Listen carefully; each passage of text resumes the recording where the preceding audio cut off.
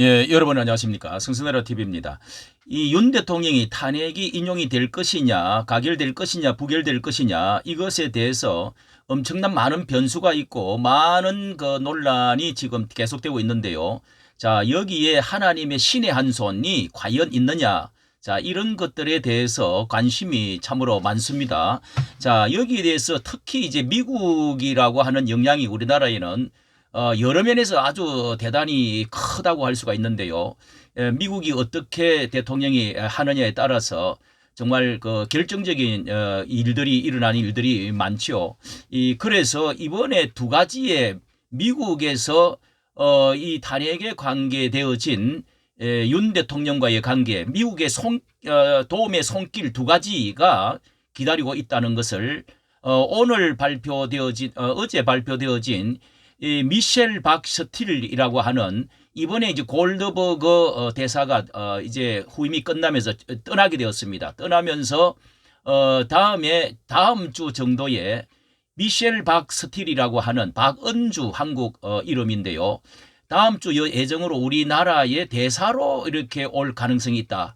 이렇게 지명을 받았다는 것입니다. 뭐 두 사람 중에 한다고 하는데요. 가능성이 이렇게 크다고 지금 한호를 지르고 있는 사람이 많습니다.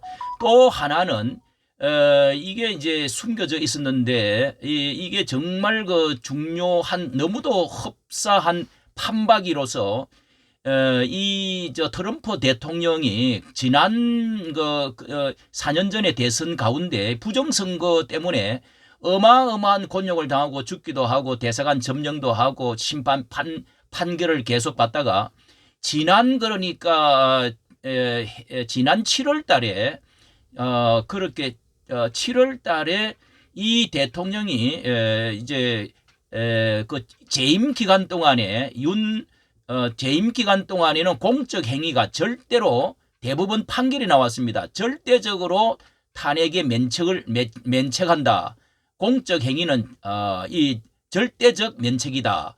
이렇게 판결이 나와가지고요. 트럼프의 큰 승리를 가져줬다고 지난번에 한번 이렇게 아주 그 보도가 많이 나왔었는데 이것이 이번에 윤 대통령 측에서 그것을 그대로 가지고 오가지고 이거 봐라 이렇게 해서 지금 이렇게 지금 싸우고자 하는 것을 가지고 나왔습니다. 자, 그게 어떤 것인지 한번 하겠습니다. 자, 이분이 바로 이번에 미셸 스틸 박은주 의원인데요. 이 사람이 어떤 사람이냐 하면은 우리 이번에 이 윤 대통령 트럼프의 완전히 신복과 같은 사람입니다. 흡사한데요. 왜 이 사람을 이렇게 지명을 하느냐 하는 데는 놀라운 이제 예리한 것을 갖다 들이대려고 하는 것과 같은데요. 자, 이 사람이 어떤 사람이냐 하면은요. 주한미 대사가 가면서 한국계 정치 상황을 트럼프에 보고할 것이 분명한데 너무도 한국 정치 상황을 잘 알고 있는 한국계 사람입니다. 박은주. 그리고 다음 주 중으로 임명된다고 하는데 이 사람이 한국에서 태어나서 한국어, 일본어, 영어를 모국어 수준으로 구사하는데 미국 내에서 가장 높은 직위에 오른 한국계 여성으로 알려졌습니다. 2021년도에 트럼프의 탄핵 소추안에 반대했고 대선 부정투표 의혹을 강하게 제기를 했던 트럼프와 같은 이제 스탠스를 하면서 자 이렇게 공화당 의원 출신인데요. 2선을 했던 사람입니다. 한국 이름 박은주 해가지고 이렇게 설명이 나와 있습니다. 나와 있는데요. 이렇게 어떤 이제 대선은요. 너무 이렇게 이제 트럼프의 심정을 그대로 드디어 뭐를 뽑았다 하면서 이 부정선거에 대해서 완전히 이 사람을 내보내는 이것이 의도가 있다는 보는 거죠. 그러면서 설명을 쭉 하고 있습니다. 그런 바이든의 총선 승리 인정 투표를 거부한 거부를 했죠. 트럼프 측근 중에 한 명으로 이 스틸 본인도 연방 하원 선거에 2024년도 지난번에 선거에 출마를 해가지고 3선에 도전을 했는데 우세하다가 막판에 우편 투표에서 이 우편 투표가 여기 사전 투표잖아요. 사전 그만 이렇게 또 낙선이 500표 차이로 져버렸습니다. 500표 차이로. 근데 그거를 이제 부정선거다 해가지고 불복을 하고 하다가 이제 그냥 포기하고 다음 2년 후를 기다리겠다. 그래서 뭐 월남 그 베트남 사람을 대신 어떻게 밀어주고 하다가 포기를 했다고 이렇게 합니다.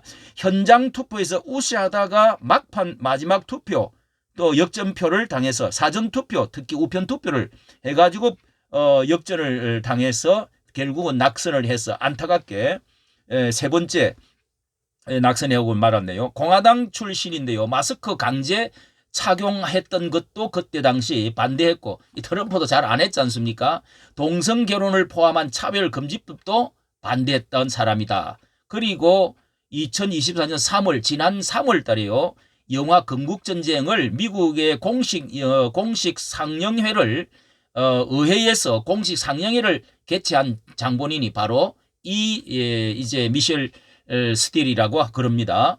그리고 북한 2023년도에는 북한, 중공, 러시아가 계속적으로 민주주의를 위협한다. 군사적 긴장을 증가시키는 상황에서 역사적 논쟁을 각으로 보내고 보편적 가치를 공유해 한일 관계를 개선하는 한편 한미일 동맹의 굳건한 의지 이건 뭐 바이든도 마찬가지고 특히 이제 트럼프도 마찬가지죠. 한미일 동맹의 굳건한 의지를 보인 윤석열 대통령에 박수를 보낸다. 이렇게 공개 서한을 보낸 적이 있다는 것입니다. 윤 대통령에게. 그리고 이 미셸 스틸 주한 미 대사로 추천한 사람들이 누구냐면 아주 창창한 사람들입니다. 현 하원 의장 마이크 존선 그리고 하원 의장 출신인 케빈 메카시 그리고 킹그리치 이 사람들이 미 대선 투표 의혹을 강력히 주장하는 그 매파였다는 겁니다. 그러니까 이 트럼프하고 이제 똘똘 뭉쳤던 동료들인데요. 이분들이 이렇게 추천을 했다 해가지고 이 사람들이 피해자라니까 가만히 있을 리가 없다는 것입니다.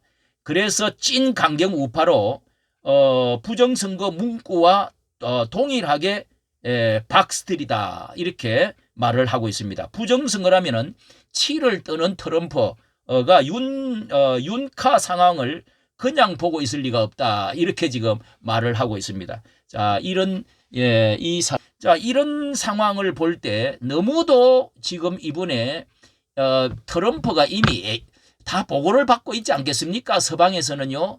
그리고 이런 사람 네가 가라. 네가 가서 그거 정리해라. 이게 이제 이렇게 되어진 거죠. 자 여기는 뭐냐 하면은요. 이번에 이제 1일 전에 어제요. 윤 대통령 탄핵 국면서 트럼프 면책 이걸 아직 이해를 못하고 이게 왜 안 나오나 했는데 어제 드디어 나왔습니다. 저는 이거를 발표를 하려고 정리를 해놨고 있었는데요. 트럼프 면책을 인정한 미 대법원 결정을 그거를 다시 끄집어내 가지고 이거 봐라. 내가 면책당해야 될 일이지 하고 그 MBC도 그렇고 이제 여기 나왔네. 22시간 전에 채널A도 나왔고 MBC도 이게 이렇게 주장을 했지만은 MBC 같은 경우는 이렇게 그 거리가 먼 것이다. 이렇게 이제 사법 대상 아니다. 뭐 이렇게 말을 하는데요. 이것도 너무도 이게 관련이 깊습니다. 트럼프와 너무도 관련이 깊습니다. 자, 그것을 제가 이 경향신문에서 정리를 잘한 것 같아서 자, 이렇게 제목을 잡아가지고 지난 24년 7월 3일 날 판결이 나온 겁니다. 7월 3일 날 작년. 그러니까 미 대법 재임 중에서는 대법원에서 판결요. 재임 중에서는 공식 행위 절대적 명책이다. 트럼프가 큰 승리다.